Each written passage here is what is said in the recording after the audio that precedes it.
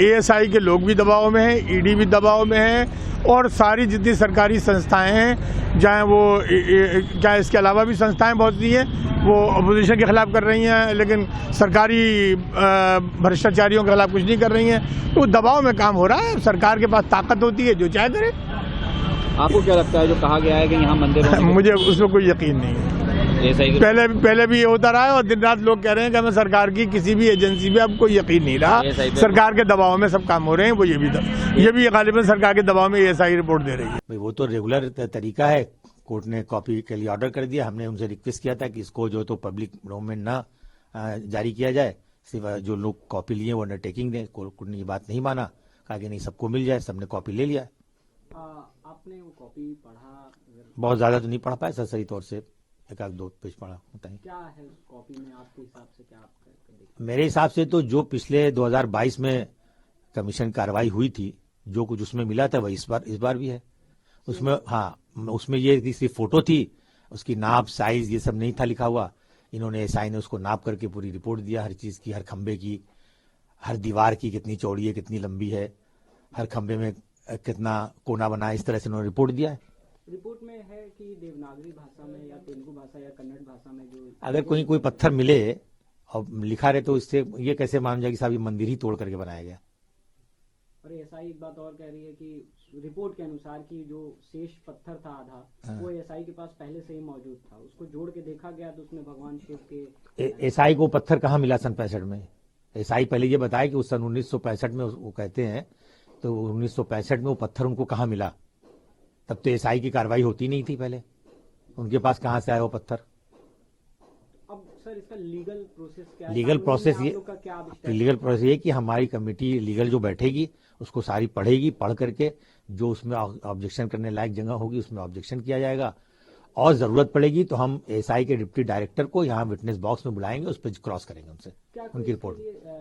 Date निर्धारित है कि आप लोग को ऑब्जेक्शन कब? नहीं, 6 तारीख लगाया कोर्ट ने, अगली तारीख 6 तारीख लगाया है। अब वो उसमें जो है तो जो आगे होगा देखते हैं। अभी अच्छे को तो लगता नहीं कि ऑब्जेक्शन दाखिल हो पाएगा, जब तक हम लोग पढ़ेंगे नहीं तो कैसे होगा। जैसे उस रिपोर्ट के अनुसार ये देखा गया है कि उसमें कई सारी खंडित मूर्तियां या जो भगवान मस्जिद के अंदर नहीं पाई गई कोई। अगर कहीं मलबे में पड़ी हुई कोई खंडित मूर्ति हो या कुछ पाया टुकड़ा तो उसका मस्जिद थोड़ी जिम्मेदार है। मस्जिद के पश्चिम में जो मलबा था, पहले बैरिकेटिंग से पहले वो सब खुला हुआ था, और हमारी मस्जिद की एक मकान था जिसको छत्ता द्वार के नाम से जाना जाता था, और उसी के नीचे जो रास्ता था उसी से मंदिर और मस्जिद दोनों में लोग जाते थे। तो उस बिल्डिंग में हमारे 5 किराएदार थे जो सब मूर्तिकार थे, सब मूर्ति बनाते थे। और अपना मलबा अगर वो पीछे फेंक देते थे टुकड़ी टुकड़ा, तो अगर वो आज की तारीख में पाया गया तो वो मंदिर का पार्ट थोड़ी हो सकता है कि हाँ इस मंदिर को तोड़ करके मस्जिद बना दिया गया और मलबा वहीं बगल में रखे हैं हम 450 साल से बकौल उनके, जबकि मस्जिद हमारी हजारों साल पुरानी है। तो आप लोग का क्या लीगल स्टेप रहेगा? तैयारी किस तरीके से है आगे? अब आगे हम लोग जो तो उसका ऑब्जेक्शन दाखिल करेंगे और कोर्ट से कहेंगे कि इशू फ्रेम करके इन लोगों का बयान कराएं, जो वादीगण का अपनी बात कहें। हिंदू पक्ष कह रहा है कि जो बचा हुआ एरिया है वजूखाना वो तो शिवलिंग के लिए उसके लिए तो सुनवाई थी अभी 2 दिन पहले हाई कोर्ट में, लेकिन जिन जज साहब के यहाँ मुकदमा पेश हुआ था उन्होंने अपने को अलग कर लिया। अब वो 31 तारीख लगी है, एक्टिंग चीफ जस्टिस जिस कोर्ट को भेजेंगे वो सुनेगा। अच्छा, एडवोकेट जो हिंदू पक्ष के हैं विष्णु शंकर जैन या अन्य या वादनी जो पिटिशन है, उनका एक बात और कहना है कि अब एएसआई रिपोर्ट सामने आ गया तो अब जो उसमें नमाज पढ़ी जाती है उसको पे प्रतिबंध लगाने की कार्रवाई होनी चाहिए। अपने आप अभी वो डिसाइड नहीं ना हुआ, वो कागज जो है उस पर फैसला तो आया नहीं, कोर्ट ने भी उसको एक्सेप्ट क्या माना नहीं कि हाँ ये सही है। अभी उस पर बहस होगी, हम ऑब्जेक्शन दाखिल करेंगे, तब कोर्ट की उस पर फाइंडिंग आती है कमीशन कार्रवाई की, कितना पढ़ी जाएगी कि नहीं पढ़ी जाएगी, मानी जाएगी नहीं मानी जाएगी, ये तो उस पर ऑर्डर कोर्ट न करेगी पहले, तब ना वो आगे देखा जाएगा। और देखा जाएगा तो उसके लिए आगे कोर्ट खुली हुई है। अभी उसका फाइनल डिसीजन तो हुआ नहीं सुप्रीम कोर्ट से कि बस कल से नमाज पढ़ने के बंद कर दिया जाए। ये एप्लीकेशन पिछली बार 16 मई 2022 को भी इन लोगों ने दिया था कि 20 आदमी से ज्यादा उसमें नमाज न पढ़े। इसका मतलब कि हम नमाज पढ़ते आ रहे हैं शुरू से, लेकिन सुप्रीम कोर्ट ने उनकी जो वो अमेंडमेंट अपने ऑर्डर में उसको कैंसिल कर दिया, ऑर्डर कर दिया कि मुसलमानों की किसी भी मजहबी काम में किसी तरह की कोई रुकावट नहीं पैदा की जाएगी। देखिए सर, हमने बाबरी मस्जिद केस को देखा है। बाबरी मस्जिद केस में जिस तरह से पिछले 100 सालों से शोर मचाया गया, मंदिर तोड़ के मस्जिद बनाई गई, मंदिर तोड़ के मस्जिद बनाई गई, खोदा पहाड़ निकली चुई। सुप्रीम कोर्ट ने कहा कि हमें ऐसा कोई सबूत नहीं मिला कि मंदिर तोड़ के मस्जिद बनी हो। सेम यही कहानी अगर ईमानदारी के साथ सब कुछ किया जाए यहां होने वाली है, क्योंकि ये मस्जिद औरंगजेब की बनाई हुई है ही नहीं, ये तो अकबर के जमाने से भी पहली मस्जिद है, इतनी पुरानी मस्जिद है।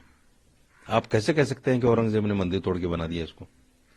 लेकिन हो क्या रहा है, जैसे मीडिया ट्रायल करने का कुछ लोगों को शौक है, एसआई का सर्वे हुआ और एक मीडिया ट्रायल उसका हो गया कि साहब शिवलिंग मिल गया, और उसको हिंदूवादी तंजीमों ने, हिंदूवादी लोगों ने और उनके वकीलों ने इस तरह फैलाया।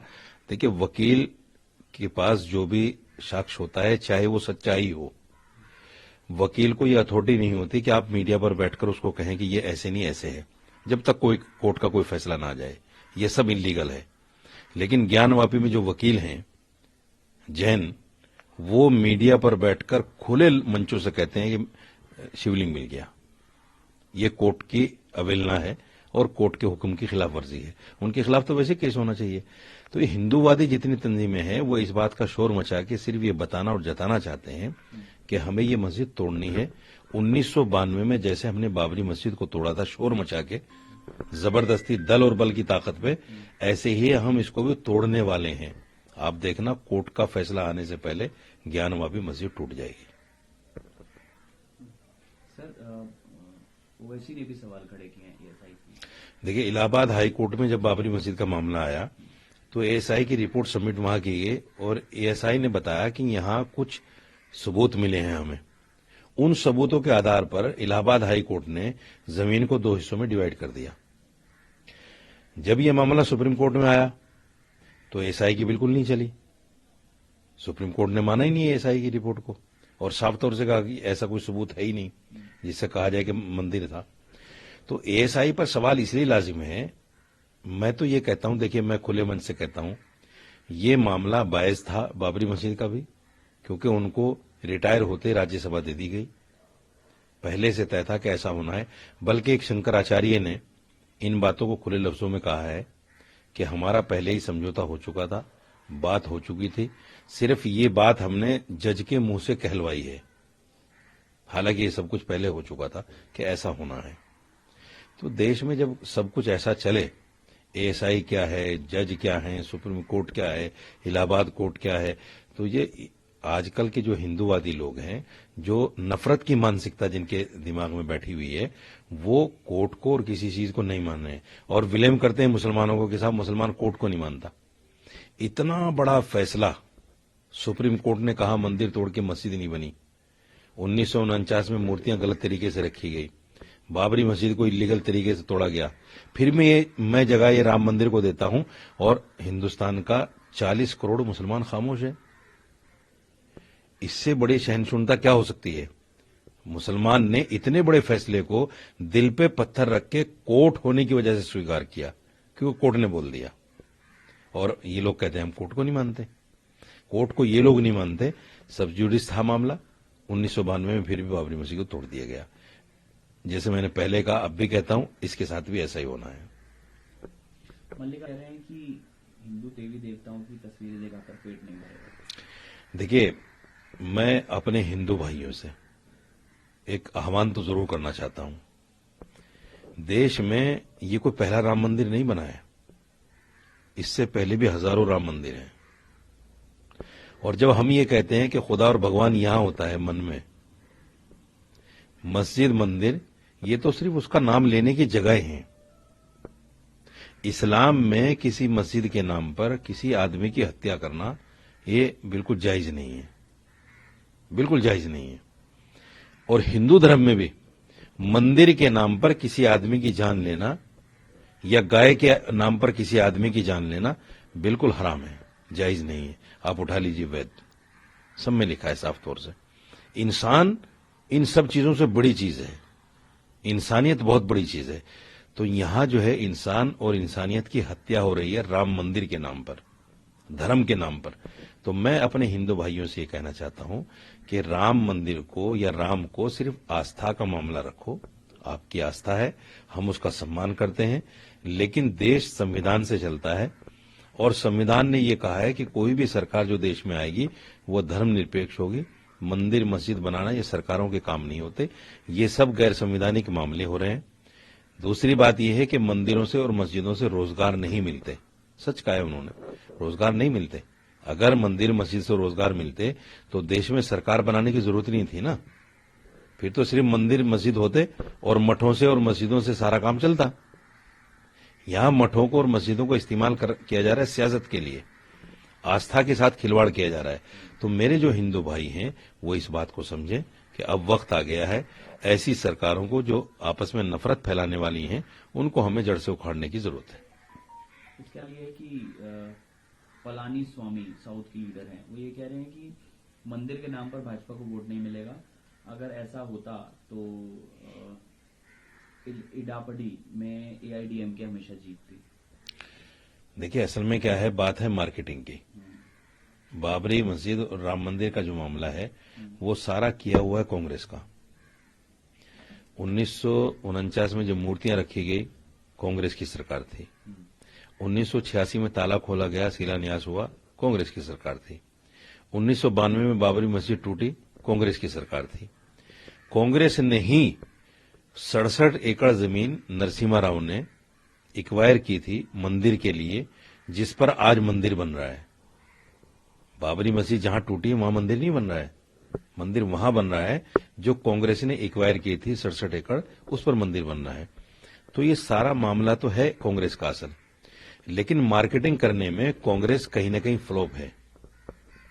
उन्होंने मुसलमान के वोटों को सामने रखते हुए इसकी मार्केटिंग नहीं की, ये सोचकर कहीं मुसलमान का वोट ना भाग जाए हमारे पास से।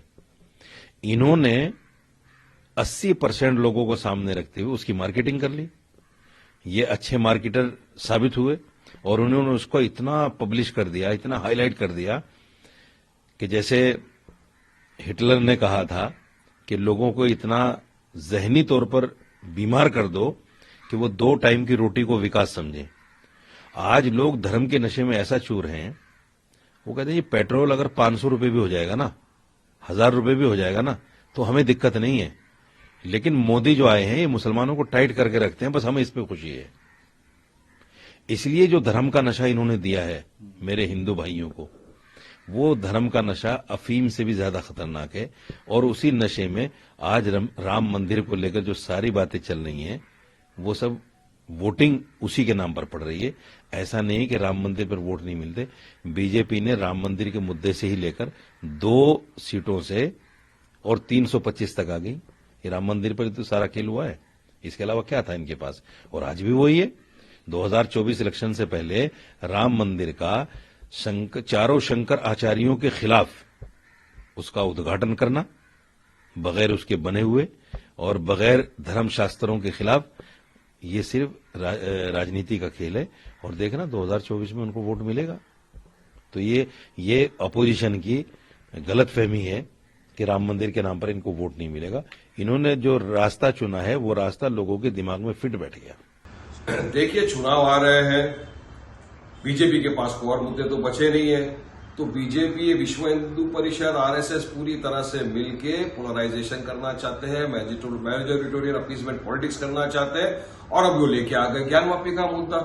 अरे भाई, जब पूरा देश को लोग 1992 के एरा में लेके जाना चाहते हैं, जब प्लेसेस ऑफ वर्शिप एक्ट 1991 का कायदा बना हुआ है जिसमें साफ तौर से कहा गया है कि जो भी मॉन्यूमेंट्स, जो भी रिलीजियस स्ट्रक्चर्स जो 15 अगस्त 1947 के पहले है, उसका आप नेचर और कैरेक्टर चेंज नहीं कर सकते। पार्लियामेंट में पास किया हुआ ये कानून है, तो फिर क्यों उसको नहीं मानते ये लोग। हमने बाबरी का टाइम भी कहा था, देखिए ये लोग एक चीज नहीं, ये आगे भी बढ़ेंगे। और आज पूरा देश देख रहा है कि एक षड्यंत्र के जरिए से जिस तरह हमारी बाबरी मस्जिद को शहीद कर दिया गया, उसी तरह एक कॉन्स्पिरेसी करके हमारी दूसरी मस्जिदों को लोग लेना चाहते हैं। ASI का रिपोर्ट का क्या है साइंटिफिक, वो तो उन्हीं के लोग हैं ना, उन्हीं की तरफ से वो लोग करने वाले हैं सब। उसको सार्वजनिक करके फिर से देश के अंदर एक माहौल क्रिएट करो, फिर यही मंदिर मस्जिद। तो हम चाहते हैं कि इस तरह से रिपोर्ट को करके कुछ नहीं होता। आपको प्लेसेस ऑफ वर्शिप एक्ट 1991 जो आज भी मौजूदा है, उस इम्प्लीमेंटेड है, उसको सबको मानना चाहिए। जो हो गया है खत्म, अब आगे आप कुछ नहीं कर सकते उसके बारे में। जैसे कि रिपोर्ट से ये बात कही हुआ है कि SI ने अपनी 839 पेज की रिपोर्ट कंसर्न पार्टीज को दी है as per the court verdict. और जाहिर सी बात है ये अभी मुस्लिम साइड एएसआई की पूरी रिपोर्ट को पढ़ेगा, उसको स्टडी करेगा और उसके बाद ही अपनी कोई राय रखी जा सकती है। लेकिन बहरहाल ये मामला ऑलरेडी कंसर्न कोर्ट्स के सामने है और हम लोगों को पूरी उम्मीद है कि इंशाअल्लाह जो भी फैसला आएगा वो हकीकत की बुनियाद पर ही दिया जाएगा। नहीं, यकीनी तौर पर अभी तो मुख्तलिफ कोर्ट्स में मामला चल रहा है और सुप्रीम कोर्ट का रास्ता भी सभी के लिए खुला हुआ है, लेकिन अभी तो एएसआई की रिपोर्ट को पहले स्टडी किया जाएगा और उसके बाद ही कोई बात कही जा सकती है।